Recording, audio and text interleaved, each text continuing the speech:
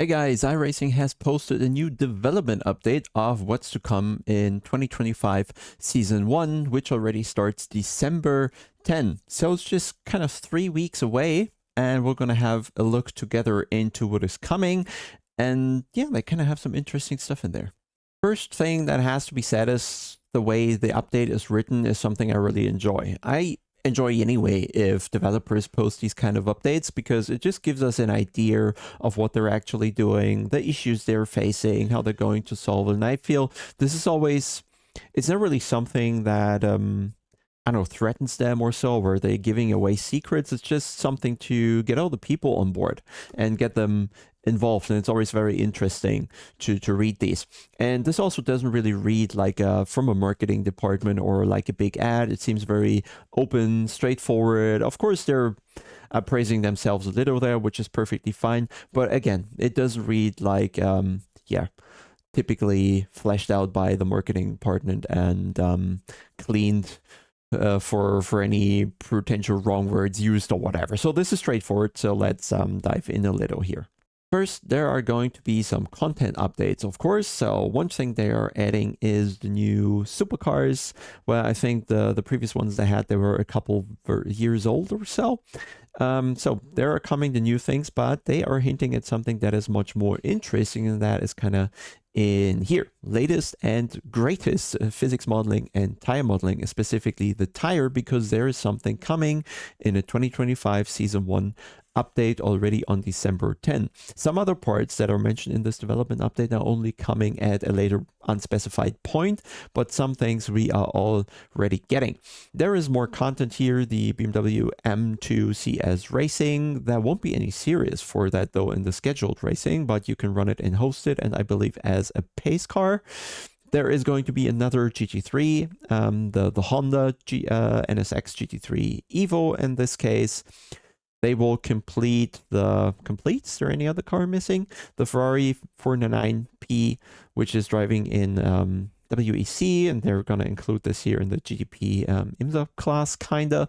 There are more tracks, but this isn't going to be the main focus of the video here. Here's the first very interesting stuff that is coming, and that is debris refresh. You already know that iRacing has a dynamic track, and that includes the grip laid down, where on the track, depending on where the cars are driving, how fast the track heats up there, and also this year they added rain to this whole equation, so there was more dynamic stuff happening on the track already than pretty much in any other game so far. Additionally, now they are going to include mud and gravel that is able to make its way onto the track and change the grip properties at the end of the day. And this will be in, well, real time synced across all the clients on the server. So super interesting, adding this extra layer here on top. Not enough. It's called debris refresh. So at the end of the day, not with this update though, they will also add the option to have debris from potentially crashes and things laid down other than just the dirt from the side of the road.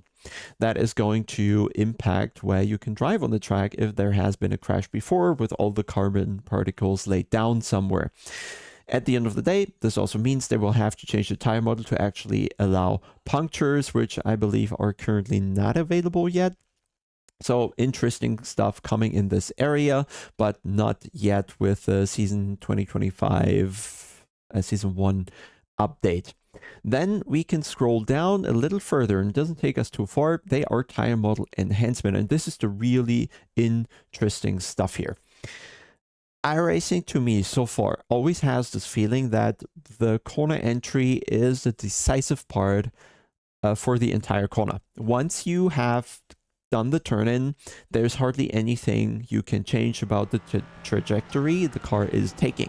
So even if you tap the brakes, you will not create additional grip. If you are too fast, you're going to understeer out of the turn. If you overcook it, maybe with too much braking input, the rear is going to spin out. And the thing is, iRacing is super responsive compared to other games. So you only turn the wheel a tiny bit and immediately the car is going to really veer into that direction. And that makes the entire timing for the turn in of the corner very decisive for the whole, kind of time loss or gain in that particular corner, because the cars are so responsive. You need to be super precise, and very tiny inputs can already be too much. And I always felt iRacing was, yeah, just, I don't know, too sensitive with that at the end of the day. And it was always something that weirded me out, that I only had to nail the turn in, and that defined the corner. Everything else wasn't really yeah, on the table for further adjustment. When you got the turn in wrong, no chance for you to correct the line, no chance for you to play with the car and move it around and kind of use the tire to your advantage and play with the car. This never really seemed to be a thing in iRacing. I always felt more than a passenger. I always felt more as a passenger than I felt as the driver of the car. And they are kind of not confessing in here, but just giving us a glimpse at what the problems are that they are facing. And what they were trying to create is this responsiveness that race cars probably have. And in order to achieve that, what they did is they resorted to a super stiff carcass construction. So what iRacing is saying here, that they kind of deliberately made their tire wrong in order to achieve a certain behavioral trait of these cars, which is the insane response that race cars will give the driver.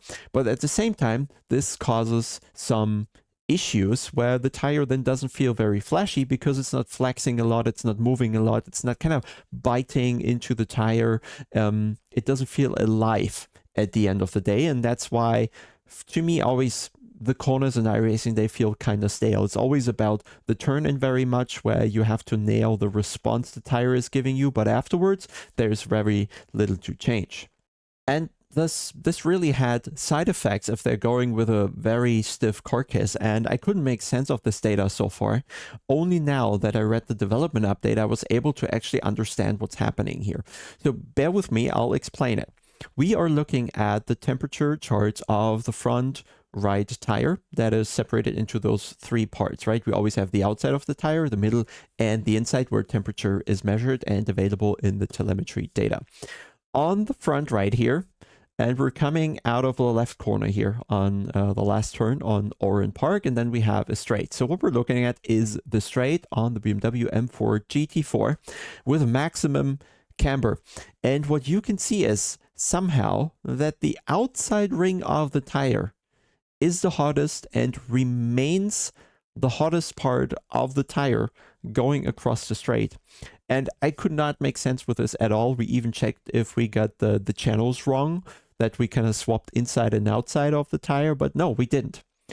It really is that the outside of the tire somehow is bearing a lot of the friction on the road going on a straight line, and somehow doesn't manage to cool down because it is used. And if you look at them having the super stiff tire carcass, and you're always driving with the lowest pressure on the tire, it kind of makes sense that you're only really driving on certain parts of the tire, not really on the middle. I simply can't explain why the inside of the tire is barely used on the straight compared to the outside, but the stiff tire carcass could play a role in that.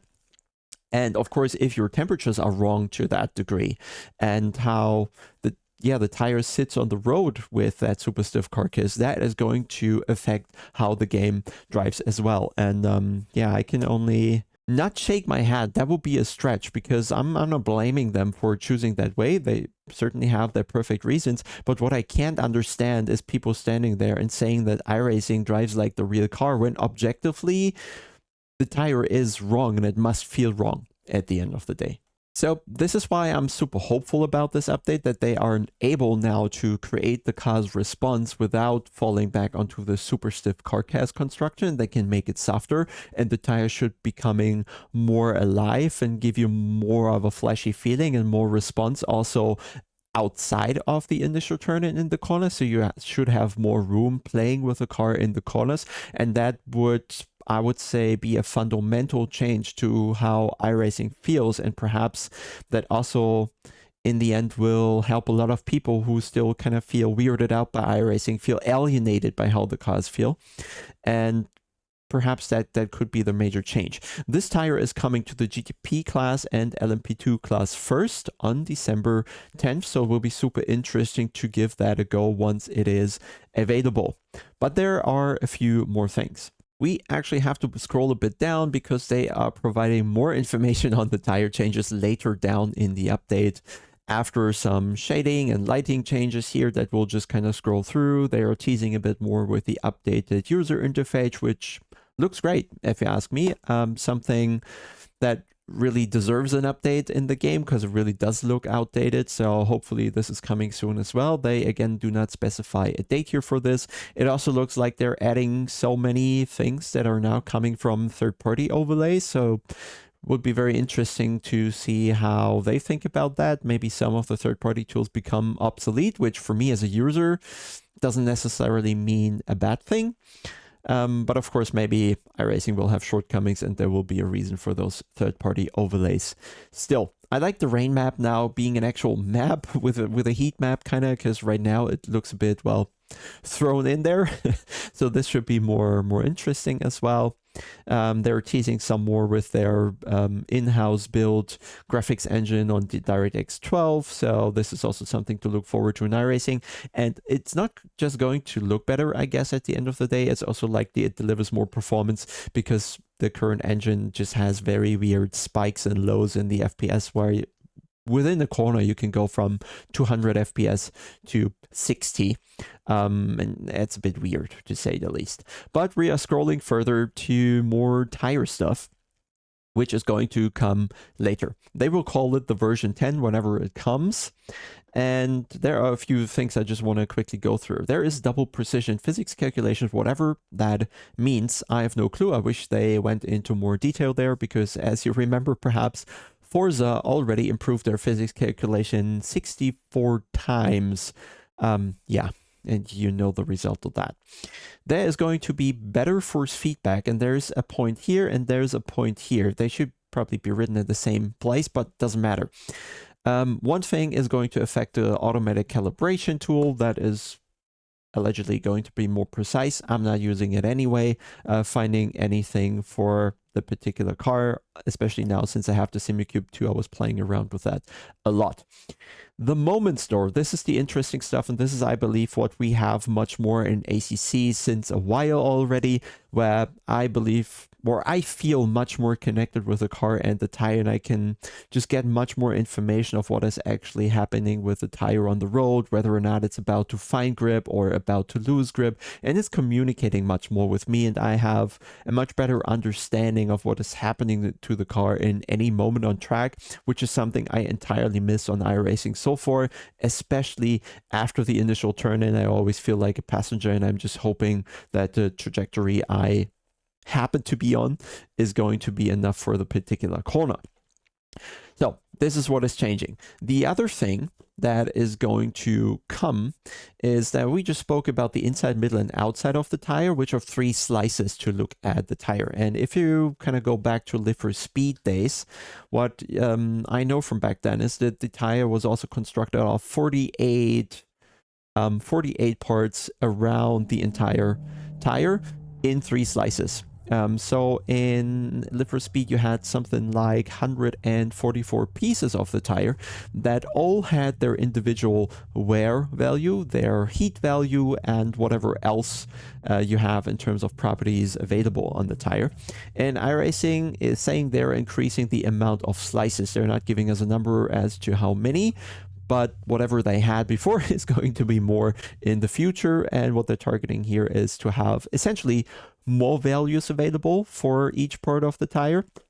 Just more parts in general that are connected to the road, which gives them better ideas how to average all these components down into the actual grip value you will have on the track. This is what it comes down to. If you only have 3 parts of the track, it's more likely your average is more off than you have more parts that are actually calculated, where you have a value that you can then average down to a concrete grip value, so to say. And I'm just really roughly summing this up here.